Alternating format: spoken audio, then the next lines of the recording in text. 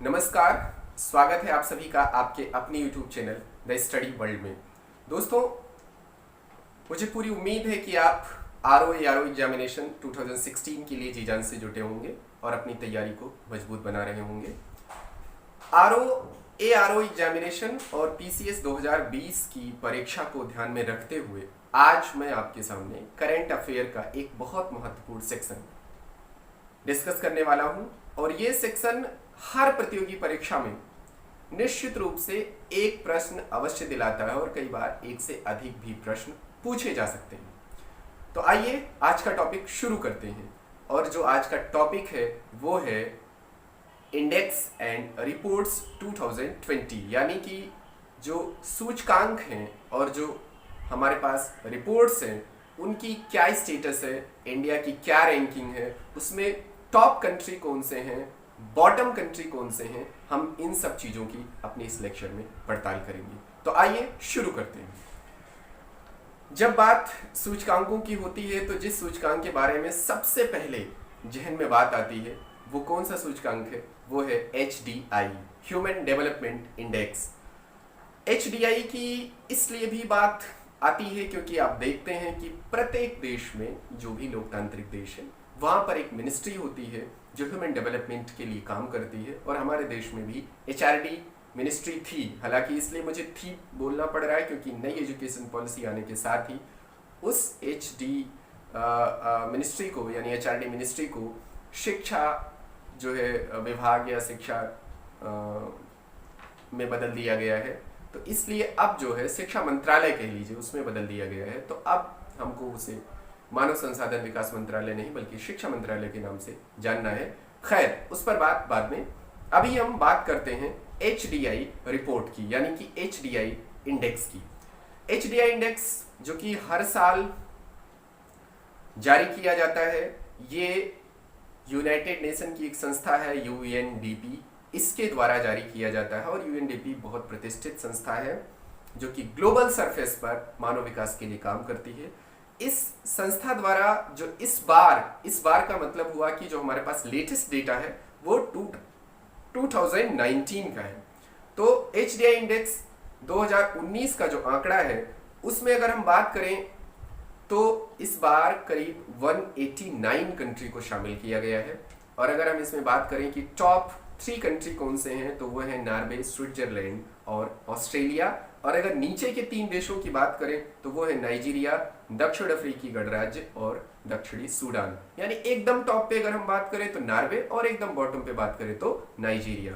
अब आइए भारत की बात करते हैं। भारत की जो रैंकिंग है इस बार वो है 129, यानी कि साल 2019 में जो भारत की रैंकिंग है ये 129 है।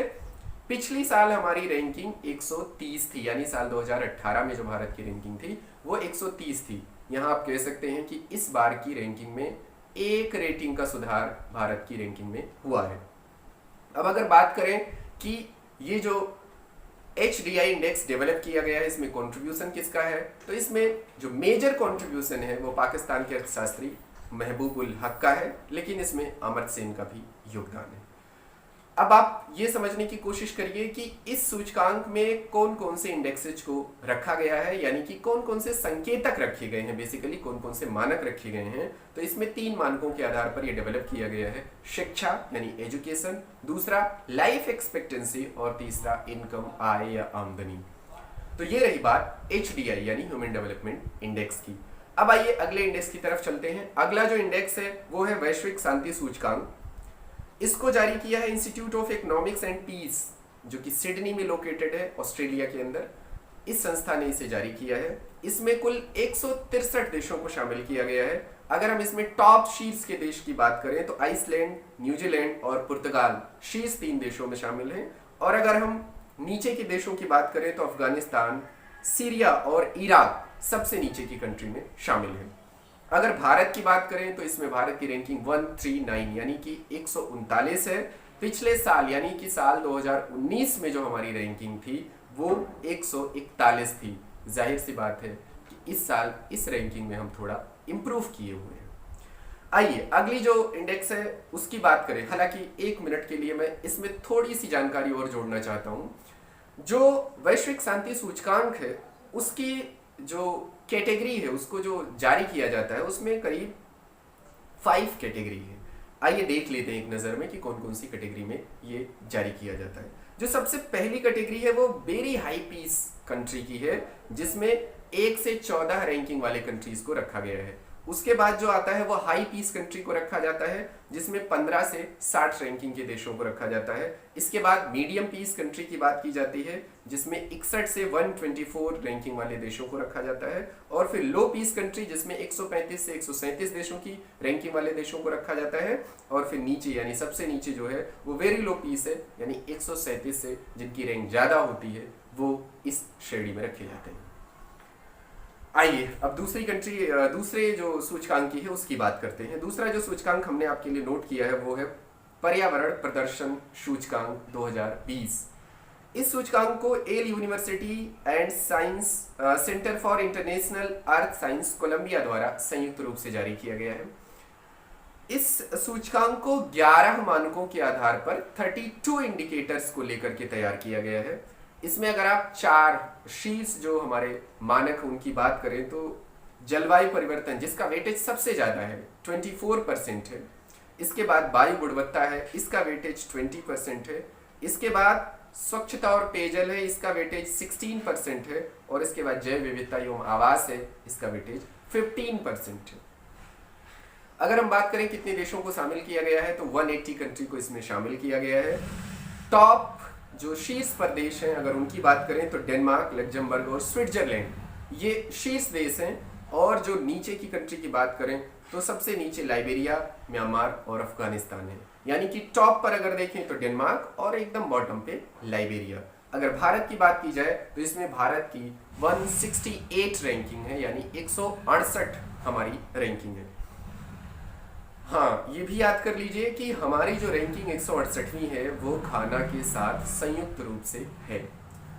अब आइए अगली रैंकिंग की बात करें। अगली जो रैंकिंग है वो है वैश्विक बौद्धिक संपदा सूचकांक 2020। इसको जारी किया है US chamber of commerce global innovation policy centre ने। इसमें 52 कंट्रीज को शामिल किया गया है। अगर हम बात करें कि इसमें किन चीज़ों को आधार बनाया जाता है तो इसमें पेटेंट, कॉपीराइट, व्यापार गोपनीयता संरक्षण इत्यादि चीज़ों को आधार बनाया जाता है। अगर हम टॉप कंट्री की बात करें तो यूएसए, इंग्लैंड और स्वीडन टॉप कंट्री में है। और अगर सबसे नीचे के देश की बात करें तो वो वेनेजुएला है। अगर भारत की बात करें तो हमारी रैंकिंग 40 है। साल 2019 में हमारी रैंकिंग 36 थी। ध्यान रहे कि हम 4 रेटिंग गिरावट की स्थिति में हैं। किसमें? वैश्विक बौद्धिक संपदा सूचकांक में। अब लगे हाथ यहीं पर ये डेफिनेशन समझ लेते हैं कि बौद्धिक संपदा किसे कहते हैं। तो इस सूचकांक की जो जारी करने वाली संस्था है उसके अनुसार किसी व्यक्ति व संस्था द्वारा सृजित कोई रचना, संगीत, साहित्य, कृति, कला, खोज, नाम, डिजाइन आदि उस व्यक्ति या संस्था की बौद्धिक संपदा कहलाती है। तो ये बौद्धिक संपदा की यहाँ पर डेफिनेशन है। उसके बाद आइए अगली इंडेक्स की तरफ चलते हैं। वो है वैश्विक सामाजिक गतिशीलता सूचकांक 2020। इसको वर्ल्ड इकोनॉमिक फोरम यानी कि विश्व आर्थिक मंच द्वारा जारी किया जाता है। वर्ल्ड इकोनॉमिक फोरम की जो 50वीं एनुअल यानी वार्षिक बैठक हुई है दावोस में, स्विट्जरलैंड में, वहीं पर इस रिपोर्ट को रिलीज किया गया है। इसमें 82 कंट्रीज को शामिल किया गया है। इसमें अगर टॉप कंट्री की बात करें तो ऊपर जो 3 देश हैं उसमें डेनमार्क, नॉर्वे और फिनलैंड हैं। और जो नीचे के 3 देशों की बात करें तो आइवरी कोस्ट, कैमरन और सेनेगल है। इसमें अगर इंडिया की रैंकिंग की बात करें तो हमारी रैंकिंग 76 है, यानी 76। और अगर हम इसको ये देखें कि ये कितने मानकों को आधार बनाकर बनाई जाती है तो ये करीब 10 मानकों को आधार बनाकर बनाई गई हुई सूचकांक होती है। अगला जो सूचकांक है वो है वैश्विक प्रसन्नता सूचकांक 2020, वर्ल्ड हैप्पीनेस इंडेक्स 2020। इस सूचकांक को United nation sustainable development solution network द्वारा जारी किया जाता है, यानी UN sustainable development solution network. इसमें करीब 153 देशों को शामिल किया गया है। अगर हम टॉप कंट्री की बात करें, जो शीर्ष 3 देश हैं उसमें फिनलैंड, डेनमार्क और स्विट्जरलैंड है। जो सबसे नीचे 3 देश हैं वो अफगानिस्तान, दक्षिणी सूडान और जिम्बाब्वे है। यानी कि शीर्ष पर फिनलैंड टॉप पर है और सबसे नीचे अफगानिस्तान है। भारत की अगर रैंकिंग की बात की जाए तो हम इस बार 144 रैंकिंग पे हैं। पिछली बार हमारी रैंकिंग 140 थी, यानी कि इस रैंकिंग में भी हम 4 रेटिंग की गिरावट पर हैं। साल 2019 में हमारी रेटिंग 140 थी, 2020 में 144 है। अगर हम इसकी बात करें कि वैश्विक प्रसन्नता सूचकांक को हम बनाते समय कौन कौन से मानकों को ध्यान में हमारे जो इंस्टीट्यूट है वो रखते हैं, तो इसमें जीडीपी यानी कि हमारी इकोनॉमी का क्या आकार है, इसमें पीसीआई यानी प्रति व्यक्ति इनकम क्या है, लाइफ एक्सपेक्टेंसी क्या है, भ्रष्टाचार की स्टेटस क्या है, कितना लिबरल सोसाइटी है, फ्रीडम कितनी है, सोशल वैल्यूज और सोशल जो हमारी एस्थेटिक है वो कैसी हैं, इन सब सारी चीज़ों को इस रिपोर्ट में शामिल किया जाता है। इसके बाद अगर अगले हम सूचकांक की तरफ चलें तो अगला सूचकांक है भ्रष्टाचार बोध सूचकांक। ये 2019 का डेटा है जो कि इसी वर्ष यानी 2020 में जनवरी महीने में रिलीज किया गया। इसको ट्रांसपेरेंसी इंटरनेशनल द्वारा जारी किया गया। इसमें अगर हम टॉप कंट्री की बात करें तो डेनमार्क, न्यूजीलैंड और फिनलैंड ये शीर्ष पर है, और अगर हम सबसे नीचे कंट्री की बात करें तो सोमालिया, दक्षिणी सूडान और सीरिया ये सबसे नीचे की कंट्री हैं।